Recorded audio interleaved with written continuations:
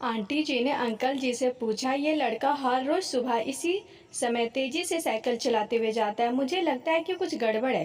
कहीं ये लड़का कोई गलत काम करने तो नहीं जा रहा है। लेकिन अंकल जी ने मना कर दिया कि कहीं जा रहा होगा। हमसे क्या? परंतु आंटी जी बोली, हमको देखना चाहिए कि हमारे कॉलोनी में कोई गड़बड़ तो नहीं है। अंकल जी बोले, ठीक है, अगले दिन हम इस लड़के का पीछा करेंगे और देखेंगे कि ये कहाँ जा रहा है। अगले दिन सुबह को फिर से वो लड़का तेजी से साइकिल चलाता निकला। उनके पीछे अंकल और आंटी जी भी गई। उन्होंने देखा कि थोड़ी दूर जाने के बाद वह लड़का एक पेड़ के पास साइकिल खड़ी कर दी। उसी पेड़ के पास थोड़ी सी खाली जमीन पड़ी थी और उसे वो खोदने लगा। अंकल और आंटी जी कुछ देर तक देखते रहे कि ये लड़का क्या कर रहा है, लेकिन लड़का जमीन खोदे जा रहा था।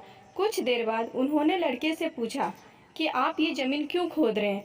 लड़के ने मुस्कुराते हुए कहा कि अंकल जी, मैं आप दोनों को रोज देखता हूँ, लेकिन आपको मुझसे डरने की ज़रूरत नहीं है।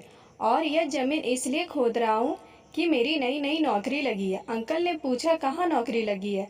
ऐसा कौन सा काम है जिसमें जमीन खोदनी है? लड़के ने कहा, मैं बड़े दिन से बेरोजगार था, फाइनली मुझे फार्म हाउस में काम मिला है और उन्हें ऐसी लड़की की ज़रूरत है जिसे काम करने का अनुभव हो, और मेरे पास कोई भी अनुभव नहीं है।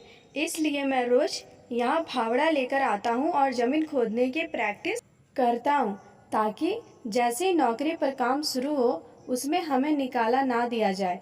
इसलिए रोजाना मेहनत कर रहा हूँ, कोशिश कर रहा हूँ। इस लड़की की बात सुनने के बाद अंकल और आंटी जी ने लड़के को आशीर्वाद दिया और बोला, बहुत ही बढ़िया बात है, प्रयास ही जिंदगी में सब कुछ है।